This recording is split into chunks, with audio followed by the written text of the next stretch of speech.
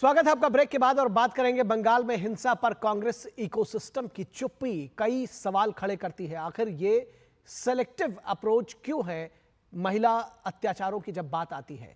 पश्चिम बंगाल में भीड़ ने एक हफ्ते में 4 लोगों की जान ले ली, लेकिन कांग्रेस और उनके इकोसिस्टम में सन्नाटा है। पोस्ट पोल वायलेंस पर बंगाल में बीजेपी कार्यकर्ता और नेता सड़कों पर उतरे हैं, विरोध प्रदर्शन हो रहा है। संविधान खतरे में की गूंजती आवाज के बीच सियासी दलों में पश्चिम बंगाल को लेकर प्रतिक्रिया सेलेक्टिव क्यों है, ये सवाल लगातार पूछे जा रहे हैं। विपक्ष के सांसद संसद में संविधान की कॉपी लहराते हुए संविधान रक्षा के स्वघोषित चैंपियन बन बैठे हैं, लेकिन बंगाल में महिलाओं की सरेआम पिटाई और हत्या पर मौन है विपक्ष। पीएम मोदी ने दिनाजपुर की एक महिला की भीड़ के सामने बर्बर तरीके से पिटाई का मामला संसद में उठाया। पीएम ने सेलेक्टिव पॉलिटिक्स पर चिंता व्यक्त की कि आखिर ये जो सवाल उठाए जाते हैं वो चुने हुए क्यों है, सेलेक्टिव क्यों है। दिनाजपुर में स्थानीय टीएमसी नेता तजमुल जेसीबी ने भीड़ इकट्ठा करके महिला की पिटाई की थी, सबके सामने सरेआम। पीएम ने कहा कि हाल ही में सोशल मीडिया पर एक वायरल वीडियो देखा गया, एक महिला को पीटा जा रहा था।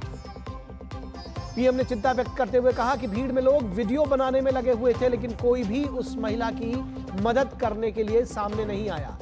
16 वर्षों से एक महिला मुख्यमंत्री पश्चिम बंगाल में शासन कर रही है।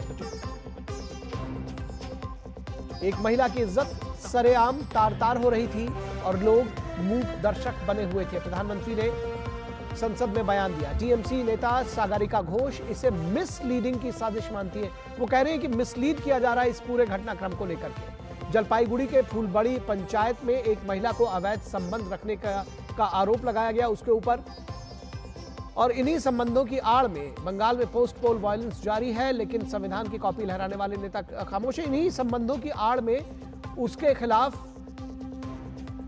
ये आरोप लगाकर उसको निर्वस्त्र करके पीटा गया। तो इकोसिस्टम जाति मजहब ढूंढ रहा है, लेकिन मीडिया इसको उठाता नहीं है। मीडिया में ये खबर बड़ी नहीं है। इकोसिस्टम जाति मजहब ढूंढ रहा है, लेकिन मीडिया में ये बड़ी खबर नहीं बनती है। तो यह सवाल भी पूछा जाएगा कि क्यों ये आखिर बड़ी खबर नहीं बनती है। क्या संविधान खतरे की जो लोग बात करते हैं, जब इस तरह का सवाल वो सामने लेकर आते हैं और उनका अप्रोच सेलेक्टिव होता है, तो उस पर सवाल क्यों नहीं उठेगा। और फिर बंगाल की घटना पर जो चुप्पी है वो आखिर क्यों। इस पर क्या कुछ कहा प्रधानमंत्री नरेंद्र मोदी ने दरअसल, आइए सबसे पहले आपको वो सुनाते हैं। कुछ समय पहले मैंने बंगाल से आई कुछ तस्वीरों को सोशल मीडिया पे वीडियो देखा। एक महिला को वहां सरेआम सड़क पर पीटा जा रहा है। वो बहन चीख रही है, लेकिन वहां खड़े हुए कोई उसकी मदद के लिए नहीं आ रहा है, वीडियो बनाने में लगे हुए हैं। और जो घटना संदेश खली में हुई, जिसकी तस्वीरें रोंगटे खड़े करने वाली है, लेकिन बड़े बड़े दिग्गज मैं सुन रहा हूं कल से, इसके लिए पीड़ा उनके शब्दों में भी नहीं झलक रही है। इससे बड़ा शर्मिंदगी का दुखद चित्र क्या हो सकता है। और जो अपने आप को बहुत बड़े प्रगतिशील नारी नेता मानते हैं, वो भी मुंह पे ताले लगा करके बैठ गए, क्योंकि संबंध उनके राजनीतिक जीवन से जुड़े किसी दल से है या उस राज्य से है। और इसलिए आप महिलाओं पर हो रही पीड़ा को चुपचाप हो जाए। आदरणीय सभापति जी, मैं समझता हूं कि जिस प्रकार से दिग्गज लोग भी ऐसी बातों को नजरअंदाज करते हैं, तब देश को तो पीड़ा होती है, हमारी माताओं बहनों को ज्यादा पीड़ा होती है। आदरणीय सभापति जी, राजनीति इतनी सिलेक्टिव हो और जहां उनकी राजनीति को अनुकूल नहीं होता है तो इनको साफ सूंघ जाता है, ये बहुत चिंता का विषय है। और इस पूरी खबर पर शांतनु सेन, नेता टीएमसी, वो क्या कहते हैं, आइए उनको भी सुन लेते हैं। चोपड़ा हो या जलपाईगुड़ी हो, कहीं में भी ऐसा हादसा होता है तो तृणमूल कांग्रेस का सरकार और तृणमूल कांग्रेस पार्टी बोलता है कि हम लोग इसका साथ इसको समर्थन नहीं करता है और पार्टी का साथ जुड़ा रहने से भी उनको अरेस्ट करता है। लेकिन आप बोलिए हाथरस, उन्नाव, बलरामपुर और कहीं और जगह में किस तरह जहाँ पर नारियों का ऊपर अत्याचार होता है, एक भी बीजेपी स्टेट में बीजेपी का लीडर को अरेस्ट किया आप दिखा नहीं सकता है।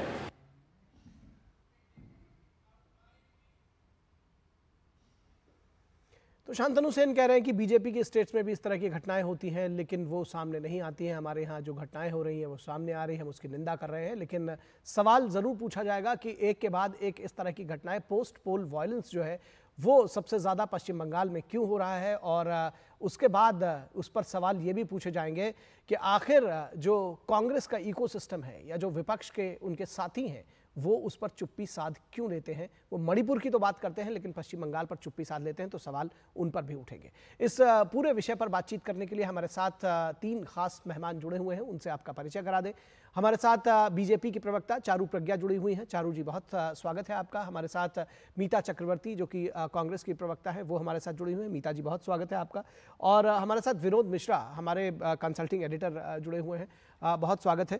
और प्रसेनजीत बख्शी हमारे संवाददाता जुड़े हुए हैं। प्रसेनजीत जी, सबसे पहले आपके पास आएंगे और चाहेंगे कि इस घटना पर अपडेट्स लें और जानें कि क्या कुछ हो रहा है, क्योंकि इस घटना में के बाद एक गिरफ्तारी तो जरूर हुई है, लेकिन क्या कुछ चल रहा है, सियासत किस तरह से गर्म है, जो पूरा अपडेट है राज्य से वो आप हमको देंगे।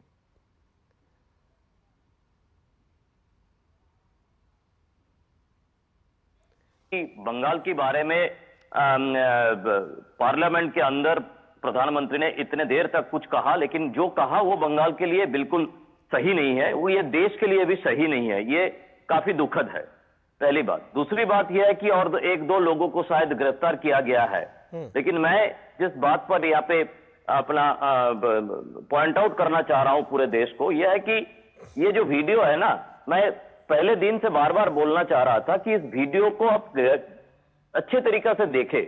इस वीडियो में जो लोग देख रहे थे वो लोग सामने चेयर रख के देख रहे थे।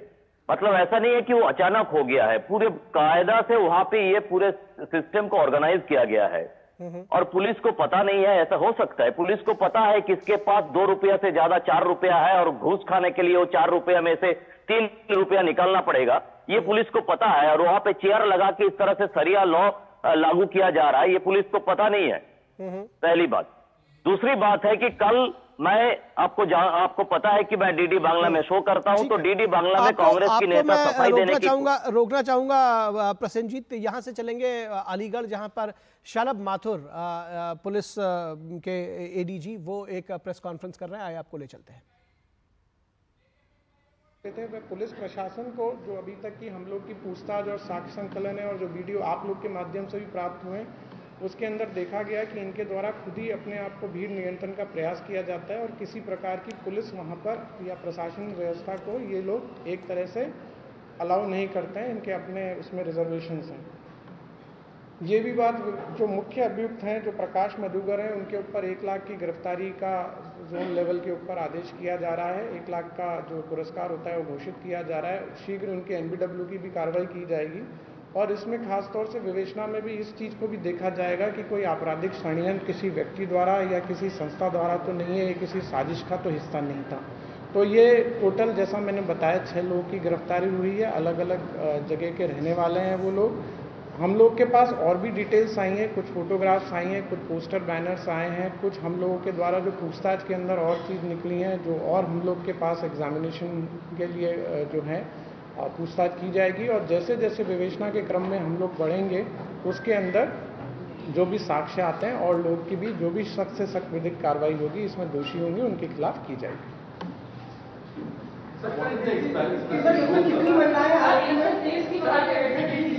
एक एक करके अभी 2 महिलाएं इसमें गिरफ्तार हुई हैं, 4 पुरुष हैं। सर, ये महिलाएं सेवादार, ये सेवादार। ये बेसिकली एक, आप अगर वहां पर आप वीडियो भी देखेंगे वहां पे, तो ये कंपोजिट रूप से वहां पे साथ में खड़े रहते हैं और एक जैसा मैंने बताया, वहाँ पर जो भी गाड़ी के पास जाएगा उसको रोकना, एक तरह से भीड़ को नियंत्रण करना, ये उस दिन सभी लोग वहाँ पर मौजूद थे। और भी लोग इनके साथी हम लोग अभी पूछताछ में निकल के आए जो वहाँ पर मौजूद थे, जिन्होंने अलग अलग तरह की ड्रेसेस भी पहन रखी थी, जिन्होंने कि चंदा भी इकट्ठा किया था, फाइनेंशियल रूप से भी इसको जो सपोर्ट था वो किया था। और बेसिकली जब भगदड़ की सिचुएशन हुई तो ये सब जो भी आयोजन करता है मौके से भाग गए। FIR पंजीकृत हो गई है, फर्स्ट इंफॉर्मेशन रिपोर्ट है। अगर विवेचना में साक्ष्य निकल के आता है और किसी का भी नहीं, अभी पूछताछ नहीं हुई है। आप कांटेक्ट में हैं बाबा के? आप बात कर रहे हैं? जैसे हमारी विवेचना के अंदर हम लोग आगे बढ़ेंगे और अगर किसी का रोल, जैसा मैंने बताया, ये आज विवेचना का पहला दिन था। जो हमारा पहला दायित्व था जब घटना परसों हुई थी कि जल्दी से जल्दी लोगों को राहत देना, इलाज कराना और सीन ऑफ क्राइम को प्रिजर्व करना, ये किया गया। विवेचना का पहला दिन होते हुए कल रात से जो गिरफ्तारी पूछताछ की प्रक्रिया चालू की गई, उसके क्रम में 6 लोगों की गिरफ्तारी, जैसा मैंने बताया, वो की गई। आगे किसकी गिरफ्तारी होगी नहीं होगी, it will depend upon the विवेचक and the facts that comes into the place कि क्या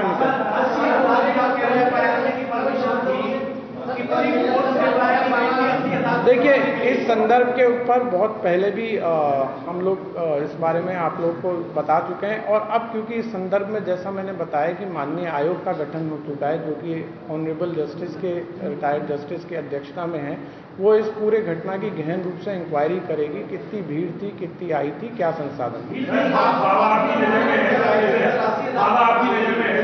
मैंने बताया आपको कि अगर विवेचना में किसी का भी रोल निकल के आता है तो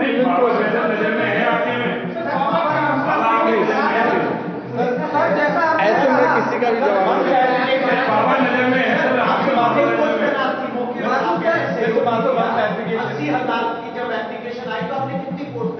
नहीं। फोर्स वहाँ पर तैनात की गई थी, वहाँ पर फोर्स की तैनाती थी। और इस संदर्भ के अंदर जैसा मैंने बताया, माननीय आयोग का गठन हो चुका है। वहाँ पे ट्रैफिक पुलिस भी तैनात थी, वहाँ पे फायर की पुलिस भी तैनात थी, वहाँ पे सिविल पुलिस भी तैनात थी, वहाँ पे PSC भी तैनात थी।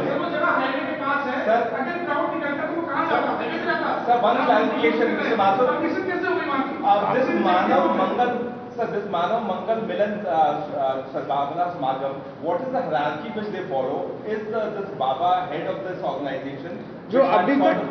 जो अभी तक जानकारी आई है वही हेड करते हैं, जो अभी तक की जानकारी है। हाँ। मैं अभी तक की जानकारी आप लोगों से शेयर कर रहा हूँ, ठीक है। मैंने बताया विवेचना में अगर कोई जीविका, अगर जरूरत पड़ेगी तो पूछताछ की जाएगी, आवश्यकता पड़ेगी, we will do in the course of investigation. It is too early to say और कमेंट कि जो है उनका रोल है कि नहीं है। FIR के अंदर वो नेम्ड नहीं है। FIR में रिस्पॉन्सिबिलिटी आयोजक की होती है। आयोजक की रिस्पॉन्सिबिलिटी फ्रेम करते हुए उनको नेम्ड किया गया। 1 लाख रुपए का रिवार्ड उनके ऊपर करा जा रहा है, उनका MBW इशू कराया जा रहा है। जो उनके साथ ऑर्गेनाइजिंग कमेटी के अंदर थे, जो सेवादार थे, जिन्होंने भीड़ को वहाँ रोकने का प्रयास किया, जो वहाँ मौके से भाग गए, जिन्होंने पुलिस प्रशासन को सहयोग करने में किसी प्रकार की मदद नहीं की, उन लोगों का रोल डिसाइड करते हुए हम आगे प्रोसीड कर रहे हैं।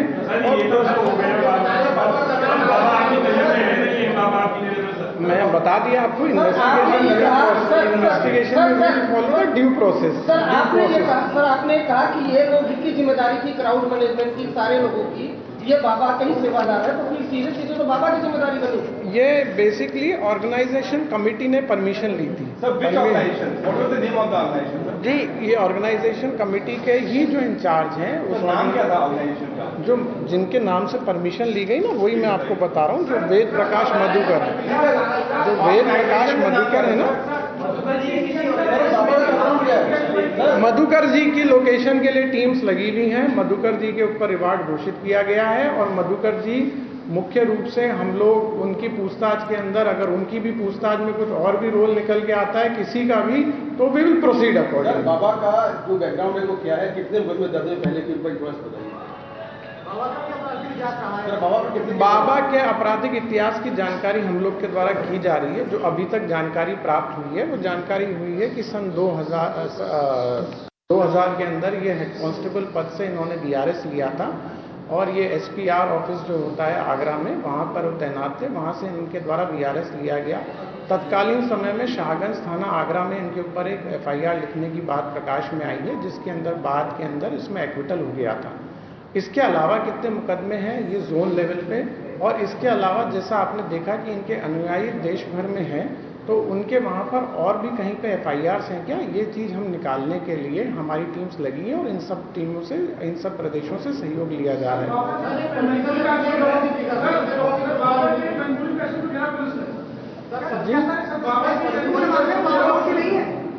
जी, मैंने तो बिल्कुल ये नहीं कहा कि कोई दोषी है नहीं है। मैंने कहा है कि investigation is under way. Investigation as we proceed, if some investigation provides evidences, मुख्य अभियुक्त की गिरफ्तारी के अंदर और भी चीज निकल के आती है तो वी विल प्रोसीड। आज जो है हम लोगों ने 6 लोगों की गिरफ्तारी की गई है, क्योंकि इस चीज को लेके अलग अलग भ्रामक सूचनाएं चल रही थी कि पुलिस गिरफ्तारी नहीं कर रही है या पुलिस की गिरफ्तारी की संख्या इतनी है या इतनी महिलाएं हैं।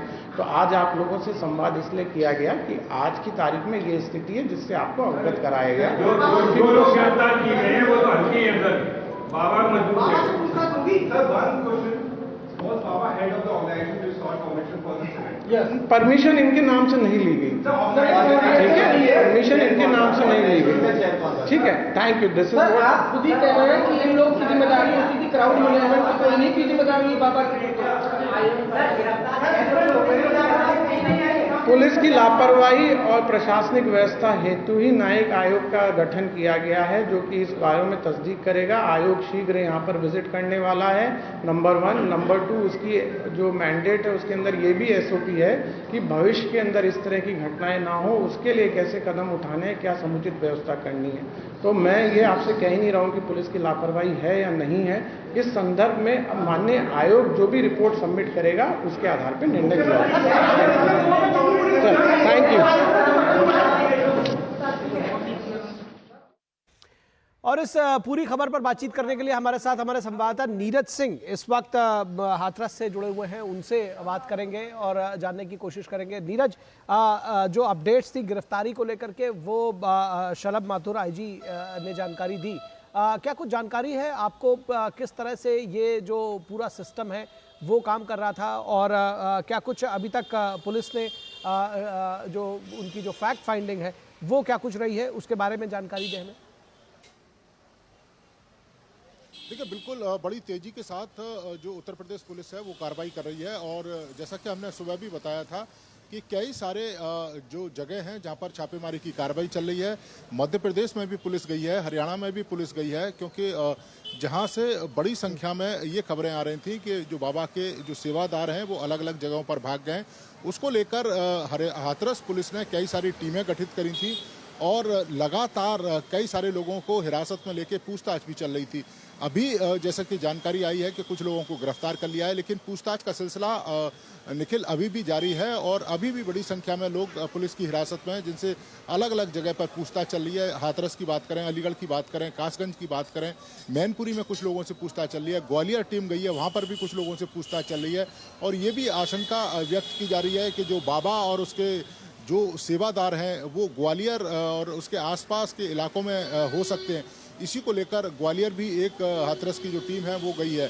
जिसके अलावा आप अगर देखें कि जिस तरीके से ये घटना हुई है, निश्चित तौर पर बाबा की भूमिका पर सवाल खड़े हो रहे हैं, उनके सेवादारों पर और जो आयोजक हैं उनके ऊपर तमाम तरह के सवाल खड़े हो रहे हैं। और यही कारण है कि उत्तर प्रदेश पुलिस लगातार छापेमारी की कार्रवाई कर रही है। अभी भी उत्तर प्रदेश के अंदर कई सारी जगहों पर छापेमारी की कार्रवाई पुलिस कर रही है। निखिल जी, नीरज, आपसे समझना चाहेंगे जो बहुत ही जल्द से कि जो एक SOP लाने की तैयारी में है कि यूपी सरकार की इस तरह के जो हादसे हैं वो आगे ना हो, क्या है जानकारी इस बारे में? देखिए, बिल्कुल इसके बारे में जो 3 सदस्यीय जो कमेटी गठित की है और मुख्यमंत्री योगी आदित्यनाथ ने पहले ही कहा है कि इसकी एक विस्तृत जांच कराई जाएगी और ये भी देखा जाएगा कि भविष्य में इस तरह की घटनाएं ना हो। जो न्यायिक जो आयोग बना है जो इसकी जांच कर रहा है वो ये देख रहा है कि किस एंगल से इसकी जो जांच है वो उस एंगल तक लेके जाया जाए कि भविष्य में भी इस तरह की जो घटनाएं हैं वो ना हो सकें। इसके साथ साथ ही इस घटना के पीछे क्या किसी तरह की कोई साजिश का भी हिस्सा है, ये भी जांच का विषय है। इसके अलावा एक जो सरकार है वो एक विस्तृत कह सकते हैं कि इसके बारे में एक व्याख्या करेगी कि भविष्य में अगर कोई इस तरह के धार्मिक आयोजन होते हैं या कोई भी बड़ा आयोजन होता है तो उस आयोजन के पीछे अनुमति किस तरीके से दिया जाए, अनुमति देने की क्या क्या शर्तें हों, क्या क्या कंडीशन हो, प्रशासन का क्या रोल हो, जहां धार्मिक जो सम्मेलन होते हैं या सत्संग होते हैं उसके अंदर प्रशासन की भूमिका किस तरह की हो। क्योंकि इससे पहले ये देखा गया है कि जब भी परमिशन दी जाती है इस तरह के आयोजनों में तो जो प्रशासन है वो आयोजन के बाहर अपनी ड्यूटी करता है, चाहे वो ट्रैफिक मूवमेंट की बात हो या लोग जो आयोजन स्थल के लिए अंदर जाते हैं, ज़्यादातर ड्यूटी बाहर होती है और अंदर जो सेवादार और आयोजक होते हैं वो अपने हाथ में जिम्मेदारी लेते हैं। लेकिन अब आने वाले समय में सरकार इसकी विस्तृत समीक्षा करेगी और हो सकता है कि अब आयोजन जहां होता है उसके अंदर भी पुलिस प्रशासन की ड्यूटी रहेगी और ये तय करेगी कि निश्चित सीमा के अंदर ही लोग जा पाएं, उससे ज़्यादा सीमा पर अगर लोग आएंगे तो उनको बाहर ही रोका जाए। तो ये एक कह सकते हैं कि आने वाले समय में इसकी एक जो विस्तृत व्याख्या है वो सामने आएगी। लेकिन इतना जरूर है कि जो घटना हुई है वो दुखद है, दुर्भाग्यपूर्ण है और इसमें कहीं ना कहीं जो बाबा है, सेवादार हैं उसके और जो आयोजक करता है उनकी एक बड़ी भूमिका है। जी, लगातार सघन छापेमारी अभियान चलाया जा रहा है। न्यायिक आयोग गठित किया है यूपी सरकार ने और उसके साथ ही साथ अभी आपने यूपी पुलिस की प्रेस कॉन्फ्रेंस सुनी और देखी कि वो लगातार कार्रवाई कर रहे हैं। एनबीडब्ल्यू इशूड है आयोजक के खिलाफ और 6 लोगों की गिरफ्तारी हुई। बहुत शुक्रिया नीरज इस तमाम बातचीत और जानकारी के लिए। और एक बार वापस लौटेंगे अपनी खबर की तरफ और बात करेंगे कि पश्चिम बंगाल में हिंसा पर कांग्रेस के इकोसिस्टम की चुप्पी आखिर क्यों है। लेकिन रुकेंगे एक छोटे से ब्रेक के लिए, जल्द वापस लौटेंगे। लाल रंग इसका अपार, तीखा कम है फिर भी स्वाद, बेमिसाल बेमिसाल MDH Kashmiri. MDH Kashmiri. MDH। बात जब पीढ़ियों के लिए बनने वाले घर की हो तो जिम्मेदारी बड़ी हो जाती है। गैलेंट समझता है ये जिम्मेदारी। अब डबल M रिब्स के साथ गैलेंट एडवांस TMT रीबार निर्माण का रियल हीरो। ज्यादा उपज और भरपूर मुनाफा भी। दोनों मिलेंगे टोरी से, एक हाथ में खरपतवार की हार और दूसरे हाथ में ज्यादा पैदावार। समझे? IIL के ट्रैक्टर ब्रांड का टोरी। अब खरपतवार होगा हक्का बक्का, बढ़ेगा मक्का। अब आया असली स्वाद। अब आया स्वाद। जब स्वाद के पड़े हो लाले तो MDH का चंकी चाट मसाला डालें। MDH का चंकी चाट मसाला। MDH। स्वागत है आपका ब्रेक के बाद और वापस लौटते हैं अपनी खबर की तरफ, जिसमें हम बात कर रहे थे बंगाल में हिंसा पर कांग्रेस इकोसिस्टम की चुप्पी और उस पर बीजेपी का प्रहार। सवाल स्वयं प्रधानमंत्री ने उठाया है। हमारे साथ 4 खास मेहमान जुड़े हुए हैं। चारू प्रज्ञा बीजेपी से, नीता चक्रवर्ती कांग्रेस से, विनोद मिश्रा हमारे कंसल्टिंग एडिटर और प्रसेनजीत बख्शी जिन्होंने हमको अपडेट दिया। तो अब हम इस चर्चा को सीधे बढ़ाएंगे और विनोद मिश्रा आपके पास जाएंगे। ये 2 तरह की सियासत कैसे हो सकती है कि कहीं पर तो आप अगर महिलाओं के खिलाफ हिंसा होती है तो आप उस पर सवाल उठाते हैं, उस पर प्रदर्शन करते हैं, विरोध करते हैं और बिल्कुल जायज़ है। लेकिन दूसरी जगह पर चुप्पी क्यों? क्या जहां पर फिट बैठती है वहीं पर ये इस तरह की बातें की जाएंगी, वहीं विरोध किया जाएगा? लेकिन सबसे इम्पोर्टेंट तो ये है इस डिस्कशन में जो मैं देख रहा हूँ कि आजकल जो है संविधान खतरे में है, लोकतंत्र खतरे में है, इसकी चर्चा ज़्यादा है। और हमने देखा है पिछले सदन में जो सत्र था अभी स्पेशल सत्र, उसमें भी हमने देखा है कि सबसे ज़्यादा संविधान की कॉपियाँ वहाँ पे लहराते हुए नेताओं को हमने देखा है।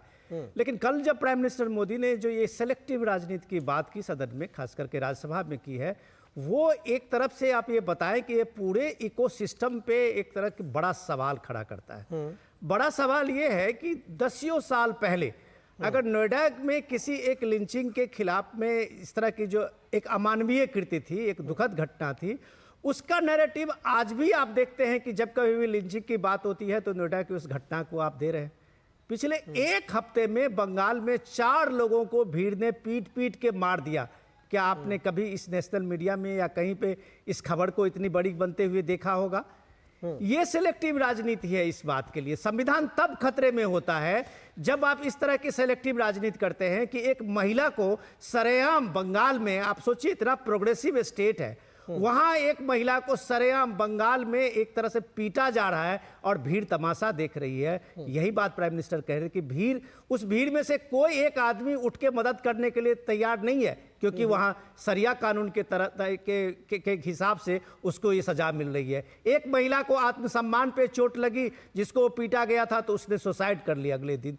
तो ये सवाल खड़ा करता है उन तमाम ड्रामेबाज को, उस तमाम इकोसिस्टम को, कि अगर लोकतंत्र खतरे में दिखता है, संविधान खतरे में दिखता है, तो चश्मा अलग अलग से देखेंगे, तब शायद जरूर संविधान पे खतरा है। ठीक है मीता चक्रवर्ती, चश्मा कहा जा रहा है कि अगर अलग अलग से देखेंगे तो जरूर संविधान पर खतरा रहेगा। और ये चश्मा अलग क्यों है? क्या अपनी अपनी सियासत के हिसाब से अपनी अपनी गोट फिट बैठाई जा रही है? अगर ये पश्चिम बंगाल में महिला के साथ हिंसा है तो क्या उसको हिंसा में काउंट नहीं किया जाना चाहिए, उसकी भर्त्सना नहीं की जानी चाहिए? उस पर चुप्पी क्यों? बिल्कुल काउंट किया जाना चाहिए और काउंट किया भी जा रहा है, क्योंकि हमारी जो आउटरीच है वो बिल्कुल सिलेक्टिव नहीं है। अगर आप वेस्ट बंगाल पीसीसी की यूनिट की बात कीजिए, या हमारी जो पीसीसी प्रेसिडेंट है अधीर रंजन चौधरी, उन्होंने स्टेटमेंट दिया है, और ये जो घटना घटी है ये बहुत ही दुखद घटना है, और हम इसका पूरी तरह से इसका निंदा करते हैं, इसको कंडेम करते हैं। और स्टेट का रिस्पॉन्सिबिलिटी होता है लॉ एंड ऑर्डर मेंटेन करना। तो टीएमसी इंडिया ब्लॉक का डेफिनेटली हिस्सा है, पर इसका मतलब ये नहीं कि हम अपने अलायंस पार्टनर की अगर कोई गलती हो तो उसको हम उसके खिलाफ ना बात करें। तो हमने ऑलरेडी स्टेटमेंट, अधीर रंजन चौधरी ने स्टेटमेंट दिया है, स्टेट की जो मीडिया इंचार्ज है, जो चीफ स्पोक्स पर्सन है, उन्होंने स्टेटमेंट दिया है, और हम इसके बारे में बिल्कुल चिंतित हैं, और हम चाहते हैं कि इसके खिलाफ जो भी स्टेप्स लिया जा सकता है वो लिया जाए। ऑलरेडी अरेस्ट हो चुका है, और हम चाहते हैं कि जल्द से जल्द जो लोग दोषी है उनको बुक किया जाए। छोटे-छोटे विषयों पर मीता जी होता है लॉ एंड ऑर्डर मेंटेन करना, और मैं सिर्फ 10 सेकंड में छोटे विषयों पर आप लोग प्रधानमंत्री से स्टेटमेंट की मांग करते हैं। इसमें तो सोनिया गांधी, राहुल गांधी, खड़गे साहब, सबका स्टेटमेंट आना चाहिए था। ममता बनर्जी से सवाल पूछे जाने चाहिए थे, वो कहाँ रहा? देखिए, हर एक चीज में खड़गे जी या राहुल गांधी के स्टेटमेंट आना चाहिए या अधीर रंजन का स्टेटमेंट काफी नहीं है, ये बोलना शायद गलत होगा। हम इसके खिलाफ है, हम चाहते हैं कि स्टेट इसका रिस्पॉन्सिबिलिटी ले और ये चीज को रिजॉल्व किया जाए, और स्पेशली एक ऐसा स्टेट में जहां पर एक महिला मुख्यमंत्री है, और जिस स्टेट का मैक्सिमम रिप्रेजेंटेशन है पार्लियामेंट में, फीमेल रिप्रेजेंटेशन, अगर आप अक्रॉस द स्टेट्स देखेंगे तो west Bengal has sent the maximum number of female MPs to the Indian parliament. तो ऐसे प्रोग्रेसिव स्टेट में जहां पर वुमेन एम्पावरमेंट को बिल्कुल इंपॉर्टेंस दिया जाता है, and the sole state that has a woman chief minister in India, no other Indian state has a woman chief minister. जी, दरअसल लेकिन सवाल भी वही है कि लगातार इतनी सारी वायलेशंस है, महिलाओं का अपमान जिस तरह से पश्चिम बंगाल में हो रहा है, शायद ही कहीं दूसरे राज्य में हो रहा है, लेकिन कोई धरना प्रदर्शन कांग्रेस की तरफ से देखने को नहीं आ रहा है। मैं ये कहना नहीं चाहता, लेकिन अलग थलग पड़ चुके हैं। आपके अधीर रंजन चौधरी का एक आध स्टेटमेंट, वो तो शुरू से ही बोलते रहे, उनकी सुनी कौन रहा है? नहीं, सिर्फ अधीर रंजन चौधरी नहीं, हमारी स्टेट के जो चीफ स्पोक्स पर्सन है सोमोआज राय, he has gone on record to comment this, to speak against this, और हमारी धरना प्रदर्शन भी हुआ है स्टेट पीसीसी यूनिट की तरफ से। ठीक है, तो शायद आपके पास जानकारी ठीक नहीं है। नहीं जानकारी है मैडम, लेकिन जिस तरह का सवाल आप लोग उठाते हैं, दरअसल जब बारी आपकी आती है तो सवाल उस तरह से नहीं उठते, इसलिए ये कहा जा रहा है। अब तक ये सारे चीजें अगर होती तो आप लोग प्रधानमंत्री से लेकर के गृह मंत्री और किस किस से सवाल पूछ रहे होते। चारू प्रज्ञा, आपको लगता है कि ये जो अभी नीता चक्रवर्ती ने कहा कि दरअसल हम तो विरोध कर रहे हैं, आप ही लोग उसको मान नहीं रहे? नमस्ते निखिल जी। देखिए, मेरे को ये तो कहना चाहिए कि कम से कम इस समय कांग्रेस की प्रवक्ता इतना तो मानने को तैयार हो गई है कि गलत हुआ, क्योंकि पिछले समय में तो हमने इतना भी नहीं देखा। लेकिन दोहरे मापदंड जरूर है हर एक हादसा को देखने के इस विपक्ष के, और ये बार बार साफ दिखाई देता है। मणिपुर के मामले में, नीट के मामले में, हर एक मामले में आप रोज रोज ये कहते हैं कि एक्शन हो या ना हो, प्रधानमंत्री बोले या ना बोले, वो जाकर मिलकर आए, देख कर आए। हर दिन गोल पोस्ट शिफ्ट किया जाता है, और यहाँ पर हमारे देश के केंद्रीय मंत्री काम कर रहे हैं, बयान दे रहे हैं, संसद में बोल रहे हैं, ऑन रिकॉर्ड हर चीज हमको अपडेट कर रहे हैं। उस चीज से इनको कोई लेना देना नहीं। ये दर्शाता है आज का पश्चिम बंगाल का जो सच है वो ऐसा हो चुका है कि जैसे ये पश्चिम बंगाल ना हो, तालिबान के राज में कोई चलने वाला प्रदेश हो, और कांग्रेस का इसमें हाथ है, क्योंकि क्या कांग्रेस ने टीएमसी से हाथ नहीं मिलाया? क्या कांग्रेस ने उनके साथ गठबंधन नहीं किया? क्या कांग्रेस ने कदम पे चलकर उनका साथ देते हुए इस देश के हर एक महिला नागरिक का ख्याल नहीं रखा? आप ये देखिए, चाहे वो संदेश खाली की बात हो, उससे पहले भी जब पोस्ट पोल वायलेंस हुआ, चाहे वो विधानसभा चुनाव में हुआ या इस बार हुआ, पोस्ट पोल वायलेंस में सबसे पहले घसीटी जाती हैं महिलाएं। पोस्ट पोल वायलेंस में सबसे पहले बदला लिया जाता है एक बहुत ही भयानक तरीके से महिलाओं से। और अब आपने कैंगरू कोर्ट सा चला रखा है। ये कोई तालिबान है क्या कि गलती होगी तो एक इंसान आएगा, छड़ी लेके मारेगा, पीटेगा सारी दुनिया के सामने, और कोई बोलने का हक नहीं रखता, और आप उसके खिलाफ कोई एक्शन लेना नहीं चाहते? और एक्शन तब लिया जाता है जब आउटरीच हो जाती है मीडिया में, सोशल मीडिया में, और हमारे जैसे लोग आवाज उठाते हैं। तो सच्चाई ये है कि कांग्रेस को भी अपने अंदर झांक कर देखना पड़ेगा, सोचना पड़ेगा कि जब आप हाथ में संविधान पकड़ते हैं, हर नारे में संविधान का नाम लेते हैं, आप संविधान के लिए, संविधान के तरीके से करते क्या है? ठीक है, आपने जो पॉइंट एक रेज किया है दरअसल चारू जी, उसको मैं आगे बढ़ाना चाहूंगा कि तालिबान के राज में चलने वाला कोई तालिबानी राज नहीं है। और शरीयत कानून का हवाला देकर दिनाजपुर में जिस तरह से, विनोद जी मैं आपको लाना चाहूँगा इसमें, जो स्थानीय टीएमसी नेता जो तजमुल जेसीबी ने जिस तरह से वो जो कोर्ट लगाते हैं कथित तौर पर, और कहते हैं कि, और सबसे खास बात है कि उसमें जो स्थानीय विधायक है वो कहते हैं कि यहाँ पर तो शरिया कानून लागू है। तो किस तरह का देश है, किस तरह की कानून व्यवस्था है पश्चिम बंगाल में, और उस पर क्या रिएक्शंस हैं, इसको लेकर के अभी तक तो कोई रिएक्शन बहुत ज़्यादा सुनने को मिले नहीं है। रिएक्शन से ज़्यादा कांग्रेस के प्रवक्ता का सुन रहे थे। ये अच्छी बात है कि उन्होंने इस बात को तारीफ की है कि कम से कम इस मामले में उनकी तारीफ बनती है कि उन्होंने इस माना है कि ये एक बड़ा अपराध है और एक तरह से एक दुर्घटना की घटना है। ये मानते हुए तो उन्होंने बात कही है, लेकिन सवाल उससे भी बड़ा है कि अगर टीएमसी के वो एमएलए हैं जिसका वो तजामुल, जिसको जेसीबी कहा जाता है, कि लोकल में वो दादा ऐसा है कि तुरंत न्याय देता है। बंगाल की पुलिस व्यवस्था क्या इतनी लचर हो गई कि एक आदमी पे ये छोड़ दिया गया है कि न्याय व्यवस्था उसके हाथ में है और उसका नाम जेसीबी है। उसके पैरवी में एक एमएलए जो वहाँ के लोकल हैं वो कहते हैं मुस्लिम राष्ट्र में हमारे कुछ कोड है, उसके हिसाब से ये हम लोग को सजा देते हैं, फैसला देते हैं। तो आप किसी महिला पे एक तरह से एक अवैध रिलेशन का नाम थप्पा लगा दीजिए, आप उसको सरेआम भीड़ के सामने में सजा दे दीजिए, वहाँ पुलिस चुप है, एडमिनिस्ट्रेशन चुप है, ये सारे सियासतदान वहाँ पे चुप है, तो फिर ये संविधान किसके लिए है? ये सवाल तो बनता है। जी, निश्चित तौर पर ये सवाल बनेगा, और ये सवाल मीता चक्रवर्ती आपसे भी पूछा जाएगा कि जब इस तरह का आरोप लगता है, ममता बनर्जी से सवाल क्या आपकी पार्टी ने पूछे? देखिए, पहले तो मैं एक चीज का खंडन कर दूं कि बंगाल में हमारी कोई प्री पोल अलायंस नहीं था। बंगाल में इंडियन नेशनल कांग्रेस और लेफ्ट पार्टी का प्री पोल अलायंस था, और हमने टीएमसी का खिलाफ इलेक्शन लड़े थे। जो हमारी अरेंजमेंट इंडिया ब्लॉक का है वो पोस्ट पोल अलायंस है, प्री पोल अलायंस नहीं है। पहले बात तो मैं इस बात का पुष्टिकरण कर दूं। सेकेंडली, हम लोग वेस्ट बंगाल पीसीसी में भी हमने इस बात की निंदा किया है, हमने डेमोन्स्ट्रेशन भी किया है, हमने प्रेस में भी, मीडिया में भी स्टेटमेंट्स दिया है। ये बिल्कुल एक बहुत ही दुखद घटना है, ये बिल्कुल नहीं होना चाहिए। और and the law of the land is supreme, constitution is supreme. कहीं पर भी आप सिलेक्टिवली किसी भी एक रिलीजन का लॉ लागू नहीं हो सकता है इंडिया में और बंगाल में भी। तो ये बिल्कुल सही बात है कि संविधान का बात होना चाहिए और बंगाल के बारे में भी होना चाहिए। Law and order is a state responsibility, और the state government can not run away from its responsibilities.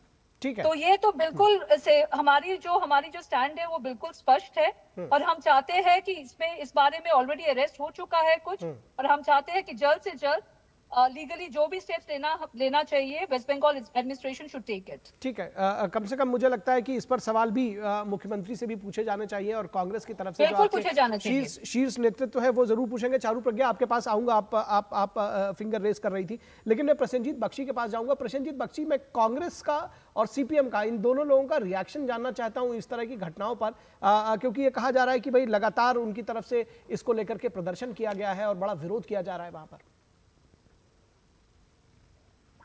देखिए निखिल, मैं तुरंत एक दो बात कह दूं। पहली बात तो यह है कि पीसीसी की सामने, प्रदेश कांग्रेस कमेटी के सामने मेरा ये सवाल है कि उनको एआईसीसी का मान्यता है कि नहीं, क्योंकि एआईसीसी पीसीसी की तरफ से बहरमपुर में जो भी प्रेस कॉन्फ्रेंस अधीर रंजन चौधरी करते हैं उसका आवाज वहां पे अकबर रोड तक पहुंचता है कि नहीं, मुझे इसके बारे में पूरा संदेह है। पहली बात तो ये, क्योंकि आप वो साइन बोर्ड से विजिटिंग कार्ड पे आ गए हैं, पहली बात। दूसरी बात है कि आप कह रहे थे कि इकोसिस्टम की बात कह रहे थे, ये जो सागरिका घोष की नाम लिया है ये हमारी बिरादरी की है, आप भी जानते हैं, विनोद जी भी जानते हैं, और ये भी हम जानते हैं कि इसी इकोसिस्टम के तहत इन लोगों ने अब राज्यसभा में पहुंच गए और अब इन लोगों ने वो रेड बुक की बात कह रहे हैं, जो रेड बुक फहरा फहरा कर राहुल गांधी ने देश में संविधान का संरक्षण के बारे में बात कर रहे थे। मेरा सवाल यह है कि मैं बार बार यही पिछले 3 दिनों से सवाल सबसे पूछ रहा हूं कि जैसे टेररिज्म का गुड टेररिज्म, बैड टेररिज्म ऐसे जगह जगह पर सुनते थे हम लोग, उसी तरह से गुड लिंचिंग और बैड लिंचिंग है कि नहीं, उसी तरह से गुड नुडिटी बैड नुडिटी है कि नहीं, उसी तरह से इस तरह की सरिया कोर्ट हो सकता है कि नहीं, गुड सरिया कोर्ट बैड सरिया कोर्ट। तो ये जो सारे सवाल है, अब कांग्रेस की तरफ से नेताओं ने हमें ये सफाई दे रहा है बंगाल में कि वो जो टाइमिंग है, टाइमिंग ठीक नहीं हुआ था।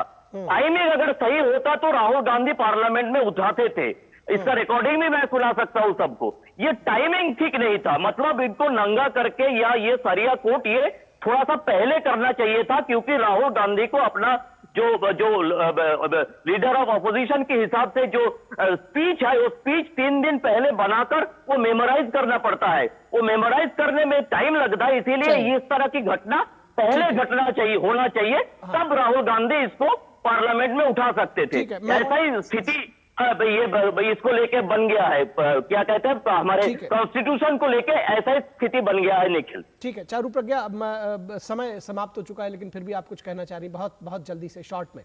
जी बहुत शॉर्ट में और बहुत जल्दी मैं एक बात ये कहना चाहूंगी कि आप एक तरफ संविधान का नाम लेते हैं और दूसरी तरफ आपकी नाक के नीचे जिस तरीके से शरिया लॉ को प्रमोट किया जाता है हमारे संविधान के ऊपर, वो बहुत गलत बात है। और आप इस अलायंस को प्रीपोल माने पोस्ट पोल माने, बात यह है कि आप अपने आप को एक धागे में बांधते हैं जिसका नाम आपने इंडी अलायंस लिखा था।